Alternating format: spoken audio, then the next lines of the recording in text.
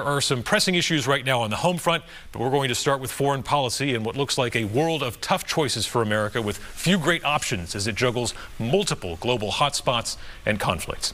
Here to discuss is Senator Maggie Hassan. Thanks for joining us this morning, Senator. Good morning. Thanks for having me. So that drone strike, 3 American soldiers dead, 40 injured in Jordan. These are now the first U.S. service members killed in action, in peripheral action, I guess, to the war in Israel right now. Obviously, the perpetrators are believed to be proxies of Iran. President Biden has said there will be a response, and as we speak on Friday morning, that could unfold at any time here. How robust should that response be, though, given the danger for escalation in the region? Right. So first of all, my thoughts are with the families of these 3 extraordinary American soldiers who made the ultimate sacrifice to keep us all safe, secure, and free. And I'm thinking of them today, as well as those who were injured in this strike. And just it's always important to remember what it takes to keep America free, and the lives that are on the line and the lives that are sacrificed. Look, it is really important that Iran knows that we will hold it and its proxies accountable. This will not go unanswered, and I know that the president is considering when and how to respond at a time and place and in a manner of our choosing. That's going to be really important. But this does need to be balanced. This needs to be an appropriately strong, proportional response, balanced with our desire not to escalate things in the region, which would put even more American lives at risk. When it comes to a proportionate response, do you think Israel has gone too far in essentially leveling Gaza in response to the 10/7 terror attack? Well, let's just remember first what happened on October 7th. Hamas, a terrorist organization, committed atrocities, slaughtering babies, grandparents, taking hostages, and they continue to. And they continue to advocate for the eradication of Israel. They continue to oppose a two-state solution. They continue to use innocent Palestinians as human shields, and they have a massive underground network of tunnels and resources under Gaza, which they put there on purpose to create the situation that we are now in. We also know that innocent Palestinians are suffering greatly in Gaza, and we have to get more humanitarian aid there.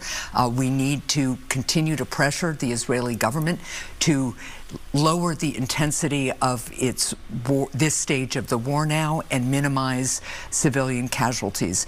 And I think it is encouraging that we now have a framework that would bring a pause in the fighting as hostages are returned. And I am hopeful that Hamas will ultimately agree to that framework. But Hamas has broken past pauses and ceasefires in its history, and we need to be clear-eyed about this. But at the end of the day, we also need to be working with our regional partners, as we are, to look forward to a time when there is a two-state solution in the region so that the Palestinian people can have a state of their own and live in stability and peace next to the Israeli people who want the same thing. You used the word intensity there. Some of your fellow Democrats are calling what Israel is doing in Gaza a genocide. Do you agree or disagree? I don't agree. I think it's really important to recognize what Hamas has done. Hamas is using Palestinians as human shields, and obviously the country of Israel is not uniquely Jewish, and has, I think it's about 20% of its population is Arab. So this is a very, very difficult time. What's happening in Gaza is terrible, and as I said, we need to continue to pressure the Netanyahu government to lower the intensity there, to minimize civilian casualties. But at the end of the day, Hamas is responsible for what is happening there. There are reports that UN refugee workers were participating as sort of, hidden Hamas agents within that agency. Obviously, anti-Zionism at the UN is no headline. That's nothing new. But this would be something very different. You guys write the checks for the UN. Are you okay continuing to fund these agencies if they've been infiltrated by terrorists? I think it's really important that we investigate fully these reports of involvement by these UN workers. It is gravely concerning, and it's appropriate that the UN has fired some of them. At the same time, there is a humanitarian crisis in Gaza, and we need to make sure that we have enough aid workers on the ground in Gaza to get critical support, including food, to the Palestinian people who are there. So again, we need to fully investigate what's happening. It's important to fire the people who it's clear are affiliated in some way with Hamas, but we also need to prevent famine in Gaza. A big discussion point on the First in the Nation campaign trail leading up to the primary was the idea that this conflict in Israel has really taken a lot of attention away from the situation in Ukraine, and that Vladimir Putin was a tremendous beneficiary of all of the focus on the Middle East right now. We know there's a big fight in Washington over Ukraine aid. What does victory look like, though, in Ukraine when it appears that they're headed for some kind of stalemate right now? Look, the Ukrainian people are fighting for what we have, which is democracy, freedom, individual rights. And the Biden administration has done a really excellent job of marshaling NATO, strengthening NATO, getting the Europeans to step up and provide critical aid and weapons as well to Ukraine.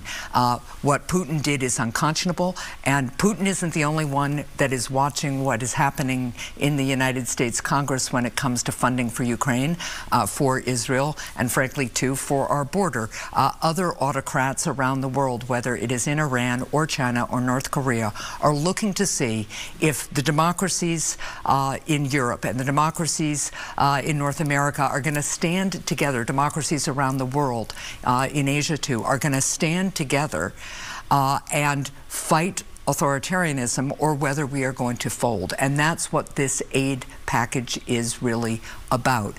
We have been negotiating now for some months to make sure that we have a robust and appropriate level of aid for Ukraine, understanding, by the way, that European countries are providing a higher percentage of their GDP in aid than the United States is, because this conflict is happening in Europe.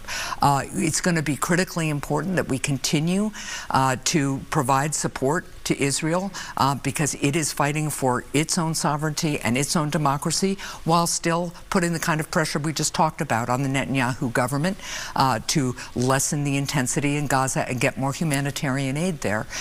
And we need a more secure border. We know that the numbers at the southern border are not numbers that we can handle in a sustained and secure way with the resources that we currently have. Back in September, the president asked Congress to give him more money so that there could be more resources at the border to handle these numbers. The Republicans said, no, we want policy changes too. Democrats came to the table. We've been negotiating in good faith. We have an independent, a Democrat, and a Republican as our kind of key negotiating team. They have made progress. We are going to have text this week, and it looks like a vote on this package this week. And if Republicans really are serious about border security, they will vote for this bill. If they're really serious about standing up for democracy, they will vote for this bill. Are you okay with a major overhaul of asylum law to get that Ukraine aid across the finish line? Well, what I understand is likely in this package, and we will be seeing the text any day, any moment now, is a change in some of the threshold standards that people have to be able to prove in order to qualify for asylum. We know that in some cases, some criminal enterprises are taking advantage of the current standard we have, and that people who don't really have a valid asylum claim are using kind of these magic words in a relatively low threshold standard to get into the country, and then we don't have the resources to adjudicate those claims. So one of the other things that's really important is to provide additional resources so that when somebody gets over that threshold, might have a legitimate asylum claim, we can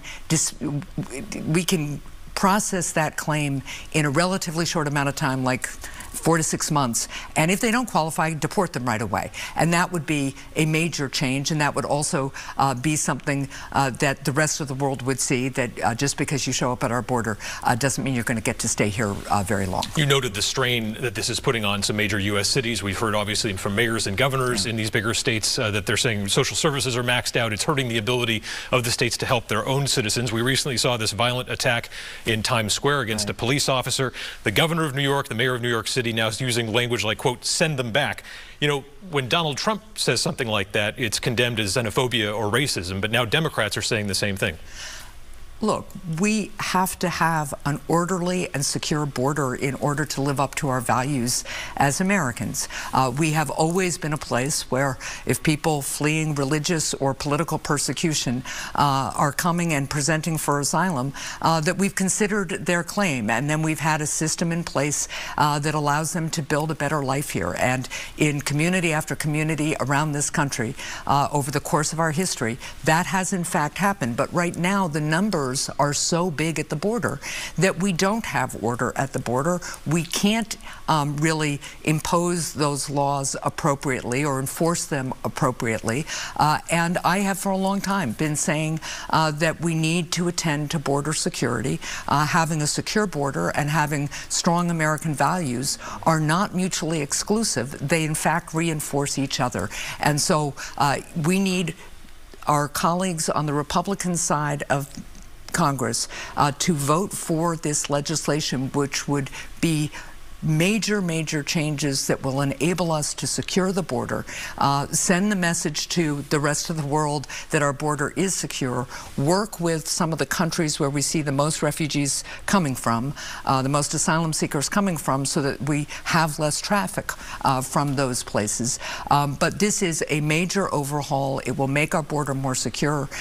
There are things in this package that Democrats don't like. There are things that Republicans would change a little bit differently. But if Republicans are serious about securing our border, now is their opportunity to do it.